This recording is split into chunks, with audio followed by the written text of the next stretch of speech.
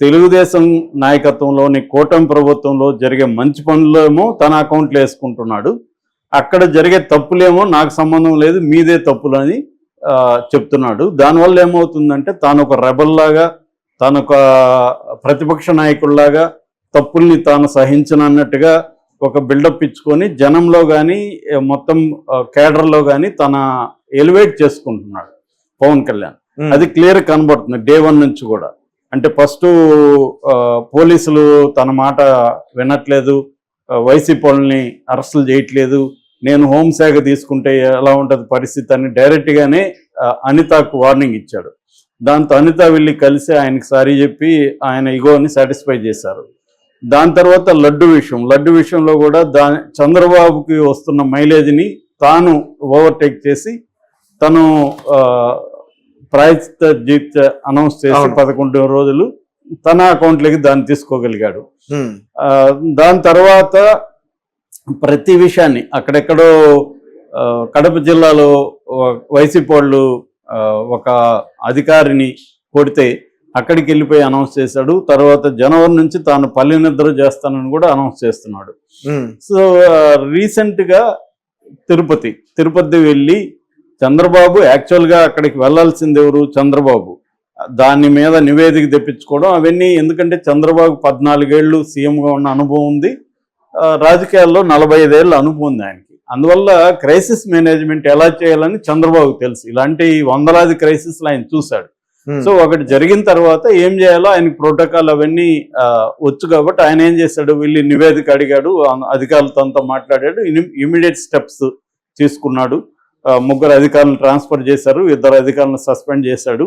అది ఆయన చేశాడు. కానీ ఇతను వెళ్ళి చంద్రబాబు సమక్షంలో కాకుండా సపరేట్గా వెళ్ళి దీనికి సారీ చెప్పమని బిఆర్ నాయుడు సారీ చెప్పాలా లేదని చంద్రబాబు డిసైడ్ చేయాలి. ఎందుకంటే ఆయన సీఎం, పవన్ కళ్యాణ్ ఒక మంత్రి. డిప్యూటీ సీఎం అనేది రాజ్యాంగబద్ధమైన పదవి కాదు, అది ఓన్లీ పొలిటికల్గా కొంత స్టేటస్ని పెంచడానికి కోసం ఇచ్చేది తప్ప అది రాజ్యాంగబద్ధ పదవి కాదు అది. సో పదవి కానప్పుడు ఆయన ఒక అందరిలాగా ఆయన కూడా మంత్రి, రెండోది ఒక పార్టీకి లీడర్ కాబట్టి వెళ్ళడం తప్పు కాదు.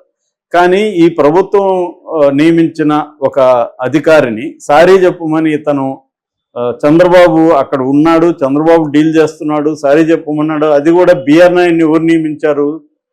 లోకేష్ నియమించారు. లోకేష్ మనిషి బిఆర్ నాయుడు, అక్కడ టీటీడీ చైర్మన్. అంటే లోకేష్ నియమించిన బిఆర్ నాయుడు దగ్గర సారీ చెప్పించడం ద్వారా పవన్ కళ్యాణ్ తానే వీళ్ళందరికంటే లోకేష్ కంటే కూడా నేనే పవర్ఫుల్ అని నిరూపించదలుచుకున్నాడు. లేకపోతే అక్కడ ఏమీ విషయం లేదు. సో ఎందుకంటే బిఆర్ నాయుడు సారీ చెప్పాల్సిన అవసరం లేదు, చెప్తే చనిపోయిన వాళ్ళు వస్తారా అని మాట్లాడిన వ్యక్తి మళ్ళీ ప్రెస్ మీట్ పెట్టి సారీ చెప్పాడంటే పవన్ కళ్యాణ్ పట్టు ప్రభుత్వం మీద క్లియర్గా అర్థమవుతుంది. దీనివల్ల ఏమైందంటే ఈ స్థాయికి వెళ్ళేసరికి చంద్రబాబు కూడా ప్రెజర్ పెరిగింది, ఇటు కుటుంబం నుంచి ఇటు పార్టీ నుంచి.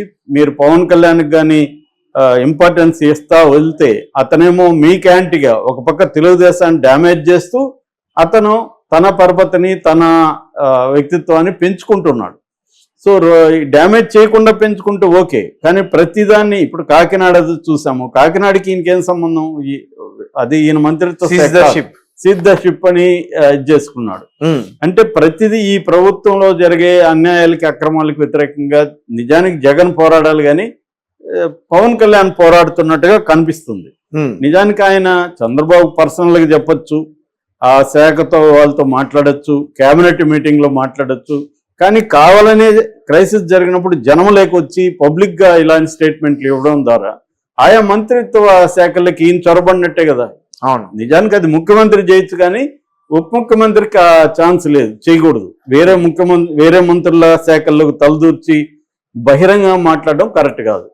విత్ ఇన్ ద క్యాబినెట్లో మాట్లాడచ్చు, లేదా ఆ మంత్రిత్వ శాఖకి తీసుకెళ్లొచ్చు, ఆ మంత్రితో మాట్లాడచ్చు. ఇలాగ దీనికి సంబంధించి నాకు కొన్ని విషయాలు తెలుస్తున్నాయి, మీరు పరిష్కరించుకోండి, ఇవేవి చేయట్లేదు. దాంతో తెలుగుదేశంలోనే కోపాలు పెరిగిపోతున్నాయి గత కొంతకాలం నుంచి. అది ఇప్పుడు బహిరంగమైంది. బహిరంగమై వాళ్ళు ఏం చేస్తున్నారంటే ఫస్ట్ స్టెప్ ఈయనకి చెక్ పెట్టాలంటే ఇంకొక ఉప ముఖ్యమంత్రి ఉండాలి. ఇప్పుడు మనకి జగన్ పీరియడ్లో 5 మంది ఉన్నారు ఉప ముఖ్యమంత్రులు, అవన్నీ కూడా అలంకరణకి తప్ప ఎవరికి ఏమీ రోల్ లేదు.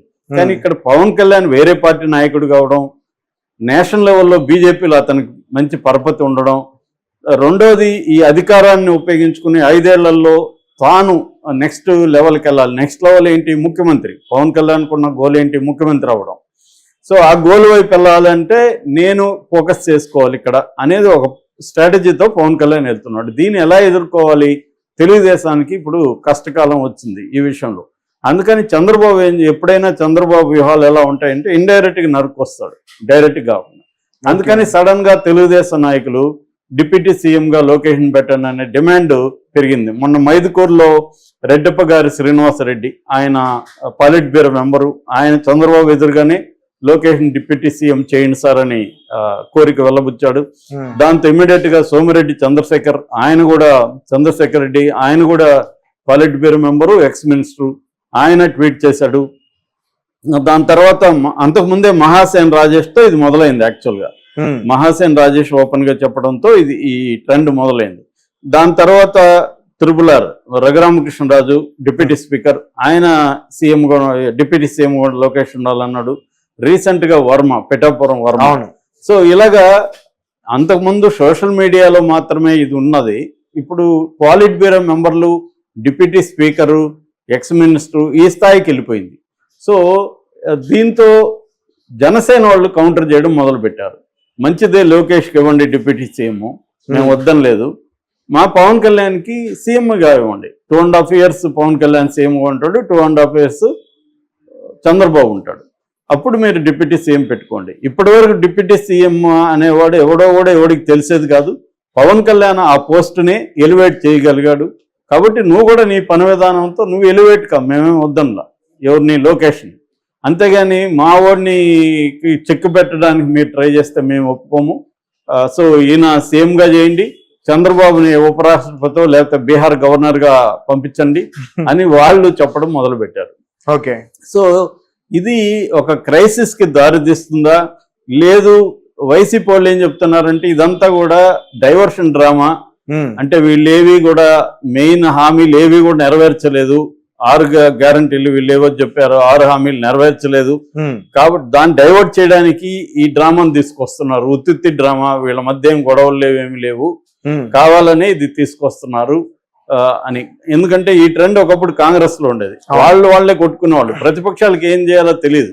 ఇప్పుడు నేను మాట్లాడుతున్నా, నా చెత్త ఉపన్యాసం ఎలా ఉందని నేనే అన్నాను అనుకో, ఇంక నీకు అనడానికి ఛాన్స్ లేదు కదా.